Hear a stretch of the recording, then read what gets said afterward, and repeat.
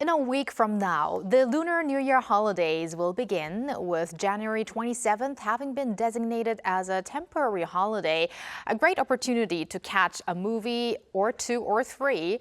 Now today, we will look into the latest hits and upcoming releases that are expected to draw visitors to the theaters during the holidays and beyond. We'll do that with our movie expert Jae Soh, professor and filmmaker at Seoul Institute of the Arts. So welcome, Professor Soh. Professor. Nice to be back. It's a Monday. Yes, first time we are having you on a Monday. That's true. But Professor Soh, let's begin with the latest Korean movies that are doing great at the box office, and also your forecast for the movie sector during the Lunar New Year holiday, which is going to be long this time. Mm-hmm.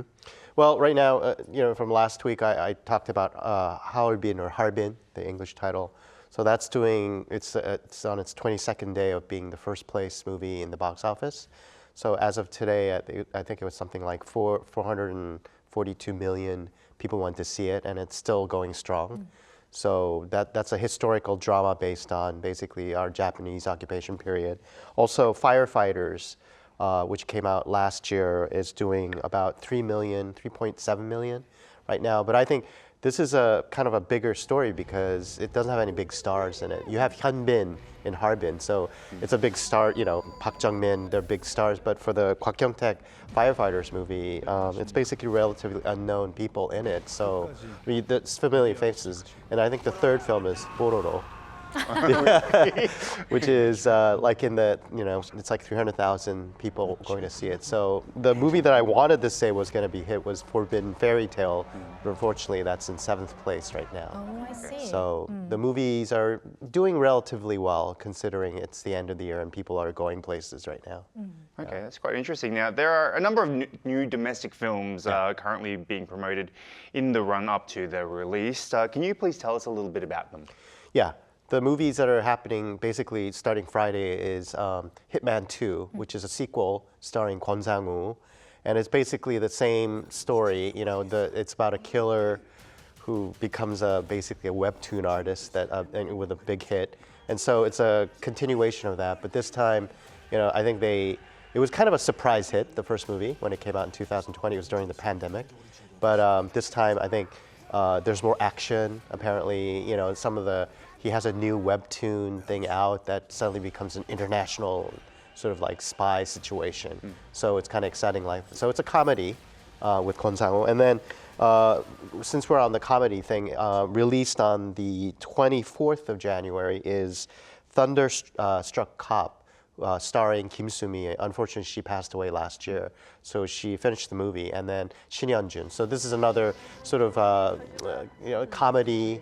So it's really like a kind of Keystone Cop type of like a lot of physical comedy, things like that. So it's basically, going on with that thing. And then we have the occult film Priest to Dark Nuns. So this one sort of everybody's kind of looking forward to it. It's also coming out on the 24th. And this has Song Hye-kyo in it. And Song Hye-kyo is really famous for dramas. Basically, recently was The Glory, which was a real great hit. She's been in the movies a bit. It's been about 10 years since the last one, My Brilliant Life. Didn't do that well. So I think in this one, the Nuns movie is actually a sort of like a prequel or sequel to the movie Priests that came out before with Kang Dong-won. So it's about an exorcism, but now we have, instead of male priests doing it, we have nuns doing it this time. So she saves the young man, this type of story. And then also there's a romance movie called Secret Untold Melody, which has Do Soo-kyung in it and Won Jin-ah. And Do Soo-kyung, of course, is from EXO, as everybody knows. And he was in sort of a big sci-fi movie, The Moon, but I think this is the first movie where he's sort of a male lead for sort of a melodrama or a romance movie. Right. And the story goes, this is a remake of the Taiwanese movie that came out in 2007. So it's about this pianist that he plays who he follows this music, it goes to this one practice room and he meets this girl. So it's that type of plot, but I think it's time for romance right now. We're really into occult and comedies, but I think I think it's going to be a big hit. So that's also going to be good news for EXO fans, for Dio, course. because Do Kyung-soo, also known as Dio. And speaking of some of the genres here, from occult to comedy to horror to romance, there are a lot of variety of movies that we can look out for. But Professor Soh, is there one particular film that we should really keep our eyes on? Well, I think the big thing is basically Dark Nuns. So with the Song Hye-kyo movie, because I think, the director that directed the first one did Exuma, which was a huge hit last year. It was one of the biggest hits, like over 11 million people went to see it. So basically, it's a different director this time. But I think Song Hye-kyo playing a nun, I saw the poster for it, but there's something intriguing about that, and I think she's somebody that's kind of timeless. She was beautiful when in her 20s, now she's older, but she's still like really sensational. So I think an occult movie is sort of, I think what this movie will do with like the Priest movie is sort of it combines sort of Catholicism with sort of local shamanism elements. So that's what's kind of exciting. And then again, Do Soo-kyung, the secret, the untold melody. Right? Yeah, Do Kyung-soo, sorry. So Dio from EXO coming out. So I think this is a music-themed movie. So he's a musician originally. So I think this is something that people should really look forward to watching. Romance movie. Yeah. We'll keep note of that. Yes, we've been talking about it during our Cancer segment as well. Right. But how do you see the audience preferences and trends change? And will movies at the beginning of the year set the tone for the trends for the rest of the year, do you think? I think it's a good point. I think right now, this year, we have the Lunar New Year, which is actually very long this year, and usually it starts in February, but it's in January, and it's like if you count the weekend, you have 6 days off. So right Even now, 9 for some if they take another day that's off. true. You have 2 weekends basically. So before, a lot of people would just go out of the country to do it, but as you know, the Korean won is very weak.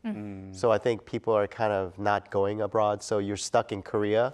So it's a really good time to see all kinds of movies, and it's perfect for that. And I think for the producers of the movie, the production companies, it's a really good time because I think people are stuck here, not much to do, so going to see a movie is really good. Yeah. And also, these movies are basically sort of continuation of, I think it was a good year, 2024, where occult comedies did really well. Pilot, Exuma.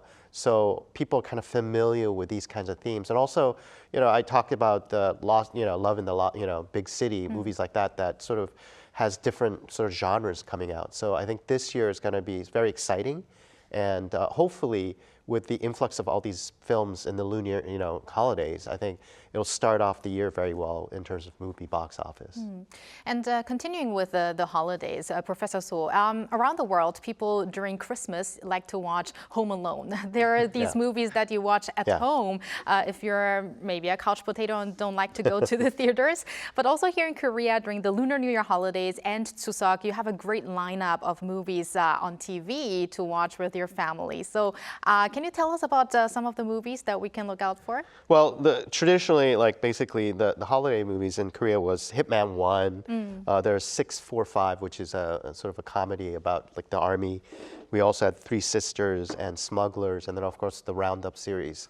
So these are kind of movies that people like to see again. And now they're sequels of the movies that are coming out. So I think, you made a really good point. I think all around the world, holidays are like basically, a time for people to get together with their families, but then, you have your meal and then what do? You might want to go out and see a movie together, or you might actually see the movie, together, like you said, Home Alone, things like that. So it's a perfect time, and I think Thanksgiving, Christmas, New Year's a really good time. But I think in Korea this year, having those 2 weekend sort of things sort of buttressed against each other, I think a lot of people are going to go see movies in the theater and also watch movies at home.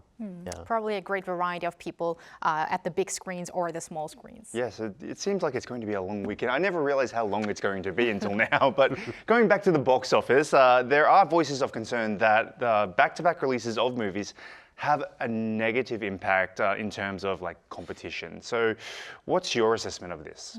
Well, it's fierce competition. Basically, when an audience member goes to the theater and there's it's like going to a buffet or something where there are all these things coming out at once.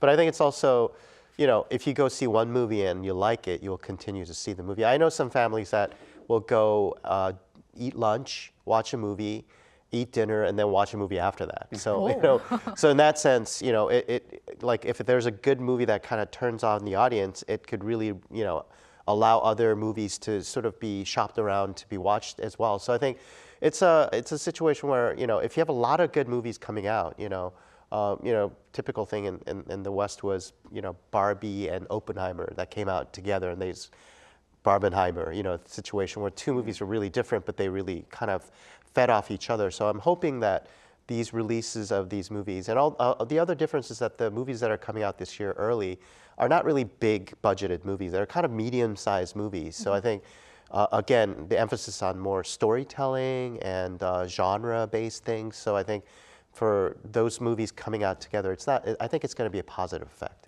That's good to hear. Now, last but not least, very briefly, Professor Soh, can we expect any positive long-term impacts of the New Year holiday season for the rest of the film industry this year? Well, I hope so. Right now the Korean, movie industry isn't doing that well. Before, I think, the COVID pandemic, we used to have bigger numbers. We're basically still, 50% or less.